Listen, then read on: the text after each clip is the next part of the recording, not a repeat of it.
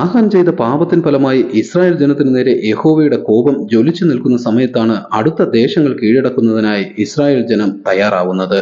അങ്ങനെ യോശുവ ദേശം ഉറ്റുനോക്കുന്നതിന് വേണ്ടി ബെഥേലിലേക്കും ഹായിയിലേക്കും ചാരന്മാരെ അയക്കുകയാണ്.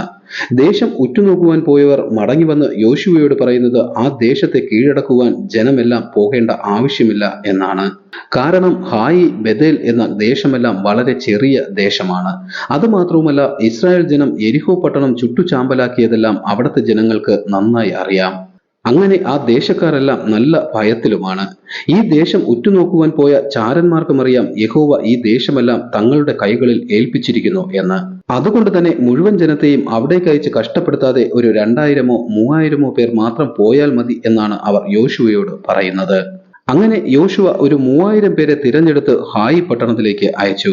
എന്നാൽ യഹോവയുടെ സാന്നിധ്യം ഇസ്രായേൽ ജനത്തിനോടൊപ്പം ഇല്ല എന്ന് യോശുവയോ ജനങ്ങളോ അറിഞ്ഞിരുന്നില്ല. അതുകൊണ്ട് തന്നെ ദേശം പിടിച്ചടക്കുവാൻ പോയ 3000 പേരും ഹായ് പട്ടണക്കാരുടെ മുന്നിൽ പരാജയപ്പെടുകയാണ് ചെയ്തത്.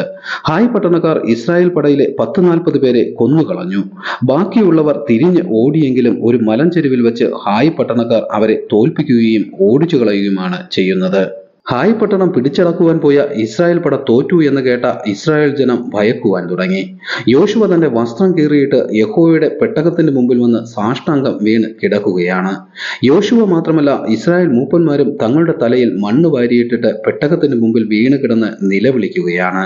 ഇവിടെ യഹോവയുടെ സാന്നിധ്യമില്ലെങ്കിൽ മറ്റു ദേശക്കാർ ഇവരെ പരാജയപ്പെടുത്തുകയും കൊന്നുകളയുകയും ചെയ്യുമെന്ന് വ്യക്തമായി അറിയാം. അതുകൊണ്ട് തന്നെ അമോര്യരുടെ കൈകൊണ്ട് തങ്ങളെ നശിപ്പിക്കുവാനാണോ യോർദാൻ കടത്തിക്കൊണ്ടുവന്നത് എന്നും യോർദാന് അക്കരെ തന്നെ പാർത്താൽ മതിയായിരുന്നു എന്നുമാണ് യോശുവ ദൈവത്തോട് നിലവിളിക്കുന്നത്. യോശുവ ജനത്തിന്റെ നിയന്ത്രണം ഏറ്റെടുത്തതിനു ശേഷം ഇങ്ങനെ നടക്കുന്നത് ഇത് ആദ്യമായാണ്. അതുകൊണ്ട് തന്നെ മറ്റു ദേശക്കാർ തങ്ങളെ ഭൂമിയിൽ നിന്ന് തന്നെ മാച്ചു കളയുമെന്നാണ് യോശുവ നിലവിളിക്കുന്നത്. അങ്ങനെ യോശുവയുടെ നിലവിളി യഹോവ കേട്ടു. നീ ഇങ്ങനെ സാഷ്ടാംഗം വീണ് കിടക്കുന്നത് എന്തിനാണെന്നും എഴുന്നേൽക്കുവാനുമാണ് യഹോവ യോശുവയോട് പറയുന്നത്. എന്റെ നിയമങ്ങൾ അനുസരിക്കാതെ ഇസ്രായേൽ പാപം ചെയ്തതുകൊണ്ടാണ് അവർക്ക് പരാജയപ്പെടേണ്ടി വന്നത് എന്ന് യഹോവ യോശുവയോട് പറഞ്ഞു. ശബ്ദാർപ്പിതമായതിൽ ഒന്നും തുടരുത് എന്ന് പറഞ്ഞിട്ടും അവർ എന്നെ അനുസരിക്കാതെ ശപിക്കപ്പെട്ട വസ്തുക്കളിൽ ചിലതെടുത്ത് ഒളിപ്പിച്ചു വച്ചിരിക്കുന്നതിനാലാണ് ഞാൻ നിങ്ങളുടെ ഇടയിൽ നിന്ന് പോയതും നിങ്ങൾ ശത്രുക്കളുടെ മുന്നിൽ പരാജയപ്പെടേണ്ടി വന്നതും എന്നാണ് യഹോവ യോശുവയോട് പറയുന്നത്. അതുകൊണ്ട് തന്നെ ജനത്തിന് നടുവിൽ നിന്നും ശാപം നീക്കിക്കളഞ്ഞില്ല എങ്കിൽ നിങ്ങൾക്ക് ശത്രുക്കളുടെ മുമ്പിൽ നിൽക്കുവാൻ കഴിയില്ല എന്ന് യഹോവ കൽപ്പിച്ചു. അതിനായിട്ട് നീ ജനത്തെ ശുദ്ധീകരിച്ച് ഗോത്രം ഗോത്രമായും കുലം കുലമായും കുടുംബം കുടുംബമായും ആളാംപ്രതി വിചാരണ ചെയ്ത് തെറ്റ് ചെയ്തവനെ കണ്ടുപിടിച്ച് അവൻ ഒളിപ്പിച്ച ശപഥാർപ്പിത വസ്തുവും അവനുള്ള സകലതും അവനോടുകൂടെ തീയിലിട്ട് ചുട്ടുകളയണമെന്നാണ് യഹോവ യോശുവയോട് കൽപ്പിക്കുന്നത്. എന്നാൽ മാത്രമേ ശാപം ജനത്തിന് നടുവിൽ നിന്നും മാറുകയുള്ളൂ. അങ്ങനെ യഹോവയുടെ കൽപ്പന പ്രകാരം യോശുവ ഇസ്രായേൽ ജനത്തെ പരിശോധിച്ചതിൽ യഹൂദ ഗോത്രം അവിടെ പിടിക്കപ്പെടുന്നതായി കാണുവാൻ സാധിക്കും. അങ്ങനെ യോശുവ യഹൂദ ഗോത്രത്തിലെ സർഖ്യകുലത്തെ പിടിച്ചു. സർഖ്യകുലത്തെ കുടുംബം കുടുംബമായി വരുത്തിയപ്പോൾ സബ്തി പിടിക്കപ്പെട്ടു. സബ്തിയുടെ കുടുംബത്തെ ആളാംപ്രതി വിചാരണ ചെയ്തപ്പോൾ സബ്തിയുടെ മകനായ കർമ്മിയുടെ മകൻ ആഹാൻ ഒടുവിൽ പിടിക്കപ്പെട്ടു. ആഹാനായിരുന്നു യഹോവ തുടരുത് എന്ന് പറഞ്ഞ ശപഥാർപ്പിത വസ്തുവിൽ ബാബിലോന്യ മേലങ്കിയും 200 ശേക്കെൽ വെള്ളിയും 50 ശേക്കെൽ പൊൻകട്ടിയും എടുത്ത് അവന്റെ കൂടാരത്തിന്റെ നടുവിൽ കുഴിച്ചിട്ടത്. വെള്ളിയും പൊന്നും മേലങ്കിയുടെ ഭംഗിയും കണ്ട് മോഹിച്ച് ആഹാൻ ചെയ്ത പാപത്തിനാലാണ് ഇസ്രായേൽ ജനത്തിന് ഹായ് പട്ടണത്തിൽ പരാജയം സംഭവിച്ചത്. അങ്ങനെ യോശുവ ആളയച്ച് ആഹാന്റെ കൂടാരത്തിൽ കുഴിപ്പിച്ചു. അവിടെ നിന്നും ആഹാൻ പറഞ്ഞതുപോലെ വെള്ളിയും പൊന്നും കിട്ടി. അവർ അത് യോശുവയുടെയും എല്ലാ ഇസ്രായേൽ മക്കളും കാണെ യഹോവയുടെ സന്നിധിയിൽ വച്ചു. അത് കഴിഞ്ഞ് യോശുവയും ഇസ്രായേൽ ജനങ്ങളും ചേർന്ന് ആഹാനെയും അവന്റെ പുത്രന്മാരെയും പുത്രിമാരെയും മേലങ്കിയും വെള്ളി പൊന്ന് എന്നിവയും അവന്റെ ആട് മാട് കഴുത കൂടാരം എന്നുവേണ്ട അവന്റെ സകലവുമായി ആഹോർ താഴ്വരയിൽ കൊണ്ടുപോയി അവനെ കല്ലെറിയുകയും തീയിലിട്ട് ചുട്ടുകളയുകയുമാണ് ചെയ്യുന്നത്. അങ്ങനെ യഹോവയുടെ കോപം ഇസ്രായേൽ ജനത്തെ വിട്ടുപോവുകയും ഇസ്രായേലിൽ ബാധിച്ചിരുന്ന ശാപം നീങ്ങിപ്പോവുകയും ചെയ്യുന്നത് നമുക്ക് കാണുവാൻ സാധിക്കും. ആഹാൻ മുഖാന്തരം ജനത്തിനുണ്ടായ ശാപം മാറിയ ശേഷം യഹോവ യോശുവയോട് പറയുന്നത്, നീ ഭയപ്പെടുകയോ വിഷാദിക്കുകയോ ചെയ്യാതെ പടയെയും കൂട്ടി ഹായ് പട്ടണത്തിലേക്ക് പോക എന്നാണ്. ഹായ് ദേശവും അതിലെ ജനങ്ങളെയും ഹായ് രാജാവിനെയും നിന്റെ കയ്യിൽ തന്നിരിക്കുന്നു എന്നാണ് യഹോവ കൽപ്പിക്കുന്നത്. ഹായ് പട്ടണത്തെ ആക്രമിക്കേണ്ട രീതിയും യഹോവ യോശുവയ്ക്ക് പറഞ്ഞു കൊടുക്കുന്നുണ്ട്. പട്ടണത്തിന് പിൻഭാഗത്തായി പടജനത്തിൽ ചിലരെ പതിയിരുത്തണമെന്നും പട്ടണം പിടിച്ചെടുത്തതിനു ശേഷം അതിലുള്ള സർവ്വവും നിങ്ങൾ എടുത്തുകൊള്ളുവാനുമാണ് യഹോവ കൽപ്പിക്കുന്നത്. അങ്ങനെ യോശുവ ഹായ് പട്ടണം പിടിച്ചെടുക്കുന്നതിനായി പടജനവുമായി പുറപ്പെട്ടു. യോശുവ നല്ല പരാക്രമശാലികളായ 30,000 പേരെ പട്ടണത്തിന് പിൻഭാഗത്ത് പതിയിരിക്കുന്നതിനായി രാത്രി തന്നെ അയച്ചു. അവരോട് യോശുവ പറയുന്നത്, നിങ്ങൾ പട്ടണത്തിന്റെ പിൻഭാഗത്ത് പതിയിരിക്കണം. ഞാനും പടജനവും നാളെ പട്ടണത്തിന് മുൻഭാഗത്ത് എത്തുകയും പട്ടണക്കാരെ കാണുമ്പോൾ ഞങ്ങൾ പിന്തിരിഞ്ഞ് ഓടുകയും ചെയ്യും.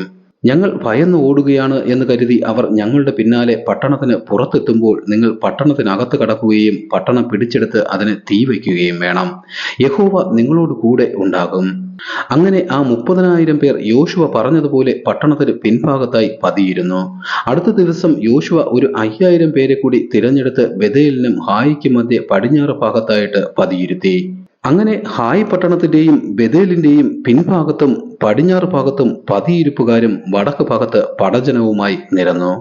പട്ടണത്തിന് പിൻഭാഗത്ത് പതിയിരിപ്പുകാരുണ്ടെന്ന കാര്യമറിയാത്ത ഹായ് രാജാവ് ഇസ്രായേൽ സൈന്യം വന്നുതറിഞ്ഞ് തന്റെ സകല ജനങ്ങളുമായി അവർക്ക് പിന്നാലെ പുറപ്പെട്ടു. എന്നാൽ ഇസ്രായേൽ പട ഹായ് രാജാവ് വരുന്നത് കണ്ടതും തോറ്റു ഓടുന്ന ഭാവത്തിൽ പിന്തിരിഞ്ഞ് ഓടുവാൻ തുടങ്ങി. മരുഭൂമിയിലൂടെ പിന്തിരിഞ്ഞു ഓടുന്ന ഇസ്രായേൽ ജനത്തെ കണ്ട ഹായ് രാജാവ് പട്ടണത്തിലെ സകല ജനത്തെയും കൂട്ടി ഇസ്രായേൽ ജനത്തെ കൊന്നുകളയേണ്ടതിന് പുറകെ ഓടുകയാണ്. അങ്ങനെ അവർ പട്ടണത്തിന് പുറത്തെത്തി. ഒരാൾ പോലും പട്ടണത്തിൽ ശേഷിക്കാതെയാണ് ഹായ് രാജാവ് ഇസ്രായേൽ ജനത്തിന് പിന്നാലെ പാഞ്ഞത്. അങ്ങനെ അവർ പട്ടണത്തിന് പുറത്ത് കുറെ ദൂരം ചെന്നതും യഹോവ യോശുവയോട്, നിന്റെ കയ്യിലെ കുന്തം പട്ടണത്തിന് നേരെ നീട്ടുവാനാണ് കൽപ്പിക്കുന്നത്. യോശുവ തിരിഞ്ഞ് കുന്തം പട്ടണത്തിന് നേരെ നീട്ടിയതും പതിയിരുന്ന വീരന്മാർ പട്ടണത്തിൽ പ്രവേശിക്കുകയും പട്ടണം പിടിച്ചെടുക്കുകയും ചെയ്തു. പട്ടണം പിടിച്ചെടുത്ത വീരന്മാർ ക്ഷണത്തിൽ പട്ടണം തീയിടുകയും ചെയ്തു. ഹായ് പട്ടണത്തിലെ ജനങ്ങൾക്ക് അങ്ങോട്ടോ ഇങ്ങോട്ടോ തിരിയുവാൻ കഴിയാത്ത രീതിയിൽ യോശുവ അവരെ പൂട്ടി. അവർ തിരിഞ്ഞു നോക്കുമ്പോൾ തങ്ങളുടെ പട്ടണം കത്തി അമരുന്നതാണ് കാണുന്നത്. പുക ആകാശത്തേക്ക് ഉയരുന്നു. അങ്ങനെ പുക ആകാശത്തേക്ക് ഉയരുന്നത് കണ്ടപ്പോൾ യോശുവയ്ക്കും ഇസ്രായേൽ ജനത്തിനും മനസ്സിലായി പട്ടണം വീരന്മാർ കൈയടക്കുകയും തീയിടുകയും ചെയ്തു എന്ന്. പിന്തിരിഞ്ഞോടിയ ഇസ്രായേൽ സൈന്യം നിന്നു. എന്നിട്ട് തിരിച്ച് ഹായ് ജനങ്ങളുടെ അടുത്തേക്ക് മടങ്ങി വന്നു. ഈ സമയം പതിയിരിപ്പുകാർ 2 ഭാഗത്തു നിന്നും എത്തി. അവർ ഹായ് പട്ടണത്തിലെ സകലരെയും കൊന്നുകളയുകയാണ് ചെയ്തത്. ഹായ് പട്ടണക്കാരെ മുഴുവൻ ഉന്മൂലനം ചെയ്യുന്നതുവരെയും യോശുവ തന്റെ കുന്തം പട്ടണത്തിന് നേരെ ഏന്തി പിടിച്ചിരിക്കുകയാണ് ചെയ്തത്. ഏകദേശം 12,000 പേർ അടങ്ങുന്ന ആ പട്ടണം നിമിഷ നേരം കൊണ്ട് നിലംപൊത്തി. അങ്ങനെ ഇസ്രായേൽ ജനം ഹായ് പട്ടണത്തിലെ കന്നുകാലികളെയും അവരുടെ സമ്പത്തെല്ലാം തങ്ങൾക്കായിട്ട് തന്നെ എടുത്തു. ഹായ് രാജാവിനെ ഒരു മരത്തിൽ തൂക്കിക്കൊല്ലുകയാണ് ചെയ്തത്. യോർദാനക്കരെ മലകളിലും താഴ്വരകളിലും കടൽ തീരങ്ങളിലും താമസിക്കുന്ന ഹിത്യർ, അമോര്യർ, കനാന്യർ, പെരിസ്യർ, ഹിവ്യർ, യെബൂസ്യർ എന്നീ രാജാക്കന്മാർ യോശുവയുടെയും ഇസ്രായേൽ ജനത്തിന്റെയും വീരകഥകൾ അറിഞ്ഞു. ഹായ് പട്ടണത്തിന് സംഭവിച്ചതും അവർ അറിഞ്ഞു. അതുകൊണ്ട് തന്നെ അവർ എല്ലാവരും ഒത്തൊരുമിച്ച് ഇസ്രായേലിനോട് യുദ്ധം ചെയ്യാമെന്ന് തീരുമാനിക്കുകയാണ്. എന്നാൽ ഗിബയോൻ നിവാസികൾ ഇസ്രായേലുമായി സഖ്യത ഉണ്ടാക്കുവാനാണ് ശ്രമിച്ചത്. ഹായ് പട്ടണത്തോടും യെരിഹോ പട്ടണത്തോടും യോശുവ ചെയ്ത കാര്യങ്ങളെല്ലാം ഗിബയോൻ നിവാസികൾക്ക് അറിയാം. അതുകൊണ്ട് തന്നെ ഇസ്രായേൽ ജനവുമായി ഒരു സഖ്യത ഉണ്ടാക്കിയില്ലെങ്കിൽ തങ്ങൾക്കും അതേ ഗതിയായിരിക്കുമെന്ന് അവർക്ക് മനസ്സിലായി. അതുകൊണ്ട് തന്നെ അവർ ഒരു ഉപായം പ്രയോഗിക്കുകയാണ്.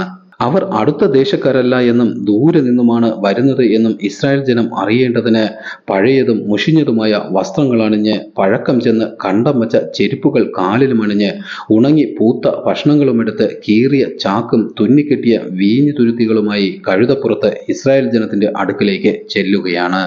അങ്ങനെ അവർ ഗിൽഗോലിൽ യോശുവയുടെ അടുത്തെത്തി. ഞങ്ങൾ ദൂരദേശത്ത് നിന്നാണ് വരുന്നതെന്നും ഞങ്ങളോട് ഒരു ഉടമ്പടി ചെയ്യണമെന്നുമാണ് പറയുന്നത്. എന്നാൽ യോശുവയ്ക്ക് അവരെ മനസ്സിലാകാത്തത് കൊണ്ട് തന്നെ, നിങ്ങൾ ആരാണ്, എവിടെ നിന്ന് വരുന്നു എന്ന് ചോദിച്ചതിന്, നിന്റെ ദൈവമായ യഹോവയുടെ നാമനിമിത്തം ഏറ്റവും ദൂരത്ത് നിന്നാണ് ഞങ്ങൾ വരുന്നതെന്നും യഹോവയുടെ കീർത്തിയും യഹോവ മിസ്രയീമിൽ ചെയ്ത പ്രവൃത്തികളും സീഹോൻ രാജാവിനോടും ഓഗ് രാജാവിനോടും ചെയ്തതെല്ലാം ഞങ്ങൾ കേട്ടിരിക്കുന്നു എന്നും അതുകൊണ്ട് ഞങ്ങളുടെ മൂപ്പന്മാരും ദേശവാസികളും ഞങ്ങൾക്ക് വഴിക്ക് വേണ്ട ആഹാരങ്ങളും തന്ന് നിങ്ങളെ വന്ന് കണ്ട് നിങ്ങളുടെ ദാസന്മാരായി കൊള്ളാമെന്നും ഞങ്ങളെ നിങ്ങൾ കൊല്ലില്ല എന്ന് ഉടമ്പടി ചെയ്യുന്നതിന് ഞങ്ങളെ അയച്ചിരിക്കുന്നു എന്നാണ് പറയുന്നത്. ഇവിടെ അവർ കൊണ്ടുവന്ന ഭക്ഷണമെടുത്ത് യോശുവയെ കാണിച്ചിട്ട്, ഇത് ഞങ്ങൾ പുറപ്പെടുമ്പോൾ നല്ല ചൂടുള്ള അപ്പമായിരുന്നു എന്നും ഇത്ര നാളത്തെ യാത്രയിൽ അത് ഉണങ്ങിപ്പോയി എന്നുമാണ് പറയുന്നത്. യോശുവയെയും ജനത്തെയും അവർ ദൂരദേശത്തു നിന്ന് വരുന്നു എന്ന് വിശ്വസിപ്പിക്കേണ്ടതിനാണ് പഴകിയ വസ്ത്രങ്ങളും ഭക്ഷണങ്ങളുമെല്ലാം കൊണ്ടുവരുന്നത്. എന്നാൽ ഇസ്രായേൽ ജനത്തിന് സംശയം തോന്നിയിട്ട് അവർ ചോദിക്കുന്നുണ്ട്, നിങ്ങൾ ഈ ദേശത്തുള്ളവർ അല്ലയോ എന്ന്. അപ്പോൾ അവർ പറഞ്ഞ മറുപടിയിലാണ് ഇസ്രായേൽ ജനവും യോശുവയും അവരെ വിശ്വസിക്കുന്നതും. അങ്ങനെ യോശുവ ദൈവത്തോട് ചോദിക്കാതെ അവർക്ക് വാക്കു കൊടുക്കുകയും ചെയ്തു, അവരെയും അവരുടെ ദേശത്തിലെ ജനങ്ങളെയും കൊല്ലില്ല എന്ന്. അങ്ങനെ അവരെ ജീവനോടെ രക്ഷിക്കാമെന്ന് ഉടമ്പടി ചെയ്ത് 3 ദിവസം കഴിഞ്ഞപ്പോഴാണ് ഇസ്രായേൽ ജനം അറിയുന്നത് അവർ സമീപ പട്ടണക്കാരാണ് എന്ന്. അങ്ങനെ ഇസ്രായേൽ ജനം അവരുടെ പട്ടണത്തിലൂടെ കടന്നു പോകുമ്പോൾ ആ പട്ടണത്തെയോ അതിലെ ജനങ്ങളെയോ ഒന്നും ചെയ്യുവാൻ അവർ ചെയ്ത ഉടമ്പടിയാലെ കഴിയാത്ത ഒരു അവസ്ഥയിലാണ്. യോശുവ ആ വന്ന ആൾക്കാരെ വിളിപ്പിച്ചു, നിങ്ങൾ സമീപദേശക്കാരായിരിക്കെ എന്തിനാണ് ഞങ്ങളോട് ദൂരെ നിന്നും വരുന്നു എന്ന് കള്ളം പറഞ്ഞത് എന്നാണ് ചോദിക്കുന്നത്. യഹോവ തന്റെ ദാസനായ മോശയോട് ഈ ദേശമെല്ലാം നിങ്ങൾക്ക് തരുമെന്നും ഈ ദേശത്തിലെ നിവാസികളെയെല്ലാം നീക്കിക്കളയുമെന്ന് പറഞ്ഞതുമെല്ലാം ഞങ്ങൾക്കറിയാമായിരുന്നത് കൊണ്ട് ഞങ്ങളുടെ ജീവൻ രക്ഷിക്കുവാൻ വേറെ മാർഗം ഇല്ലായിരുന്നു എന്നാണ് അവർ പറയുന്നത്. എന്നാൽ ആ പട്ടണക്കാരെല്ലാം തന്നെ തങ്ങളുടെ ജീവൻ രക്ഷിച്ചു എങ്കിലും ഇസ്രായേൽ ജനം അവരെ തങ്ങളുടെ അടിമകളായി മാറ്റുകയാണ് ചെയ്യുന്നത്. നിങ്ങൾ ശപിക്കപ്പെട്ടവരാണ് എന്നും ഇനി മുതൽ നിങ്ങൾ എന്റെ ദൈവത്തിന്റെ ആലയത്തിന് വേണ്ടി വിറക് കീറുന്നവരും വെള്ളം കോരുന്നവരുമായ അടിമകൾ നിങ്ങളിൽ ഒരു നാളും ഇല്ലാതിരിക്കില്ല എന്നാണ് യോശുവ അവരെ ശപിക്കുന്നത്. എത്ര തലമുറകളാണെങ്കിലും അവർ ഇസ്രായേലിന്റെ അടിമകളായിരിക്കും എന്നാണ് യോശുവ പറഞ്ഞത്. അങ്ങനെ ആ പട്ടണത്തിലെ ജനങ്ങൾ തങ്ങളുടെ ജീവൻ രക്ഷിക്കുകയും യഹോവയുടെ യാഗപീഠത്തിന് വേണ്ടിയും സഭയ്ക്ക് വേണ്ടിയും വിറക് കീറുന്നവരും വെള്ളം കോരുന്നവരുമായി യോശുവ അവരെ നിയമിക്കുന്നത് നമുക്ക് കാണുവാൻ സാധിക്കും. ബാക്കി ഭാഗം നമുക്ക് അടുത്ത അധ്യായത്തിൽ പഠിക്കാം. എല്ലാവരെയും ദൈവം സമൃദ്ധിയായി അനുഗ്രഹിക്കട്ടെ. ആമേൻ.